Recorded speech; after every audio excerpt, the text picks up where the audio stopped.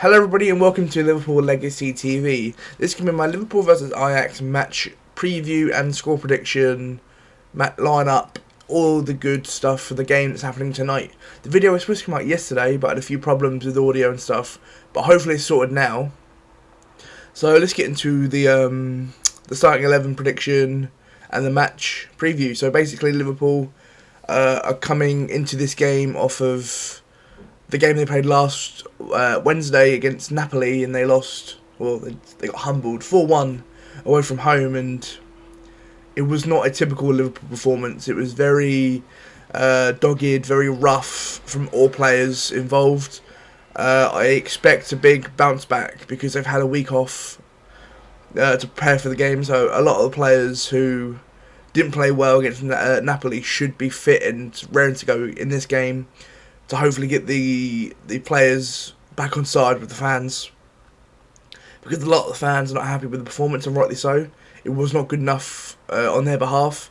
They should know that what they're doing isn't good enough. So let's get into start 11. I'm going to go Alisson in goal because I think he's the best in the world in his position. Against Napoli, there's not much you could have done about 3 of the goals. I think he could have done better on one, which was the second goal, I think, the Zambo and Gisa goal.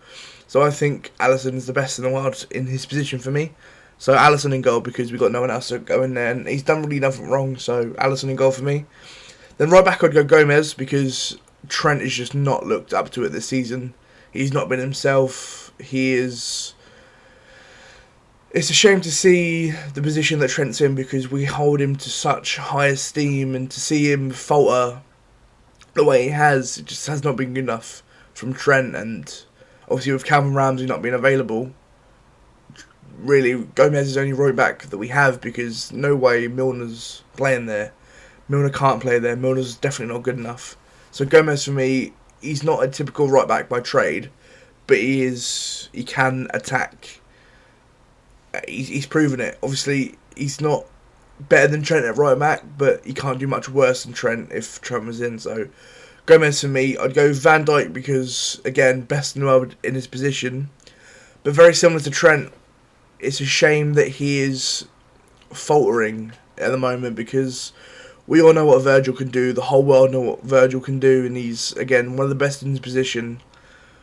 And I can't put one thing down to why the whole team as a whole hasn't played well.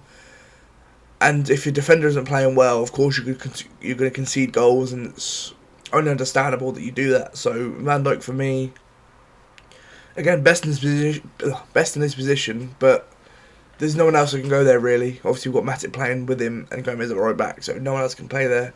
But Van Dijk, again, best in his position, will find his feet soon. I'd go with Matip, very similar to Van Dijk. There's no one else that can play there really, because obviously we've got Gomez at right back, and no other fit centre-backs really that are going to play there. But again, Matip's come back off the injury. I know he was on the bench against Napoli. If he's fit enough to be on the bench, he's fit enough to play, so I'd go Matip centre-back. Tsimikas at left-back because we found out that Robinson has an injury, so he'll miss the game. He got his knee injury.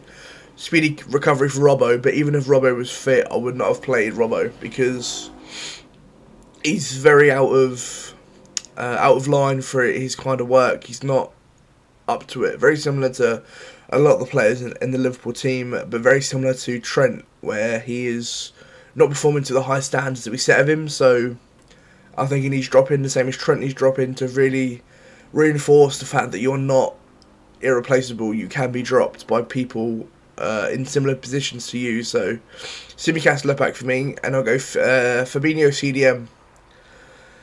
Because again, he's one of the best in his position, but has he been performing well enough to keep playing? And I think he hasn't been playing well. But again, no one else can really fill in for Fabinho.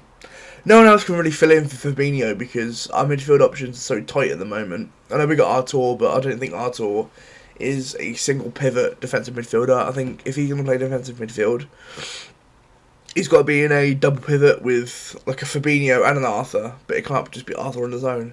But I'd give Fabinho again. He needs to start bucking his ideas up and start realising that if you keep playing rubbish, you're going to get dropped one day or another.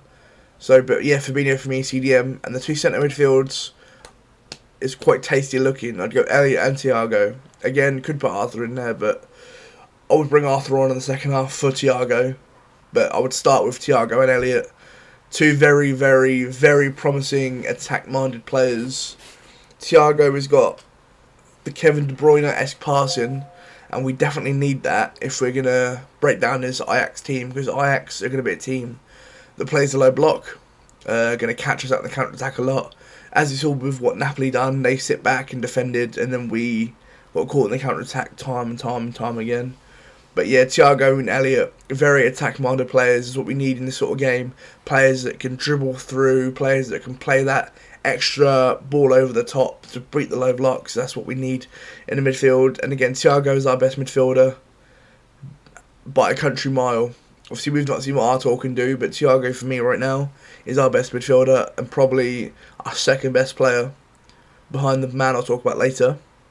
So the front three, as you can see there, is Salah, Nunez and Diaz. Salah, for me, like Trent, like Robertson, like Fabinho, like Van Dijk, are players that we know what he can do. We know what they can do, but they're just not performing to the high standard that we set and the high standard they set.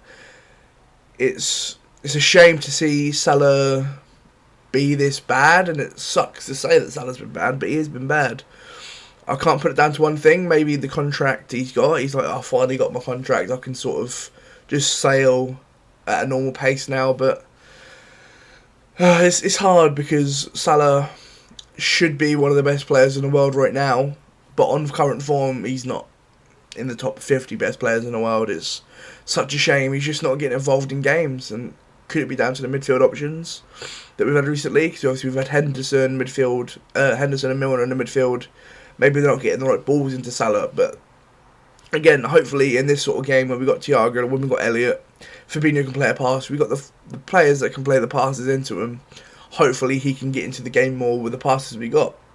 So Salah for me, right wing. Our best player this season, hands down, Luis Diaz. Hands down, Luis Diaz. He's been our best player by a country mile.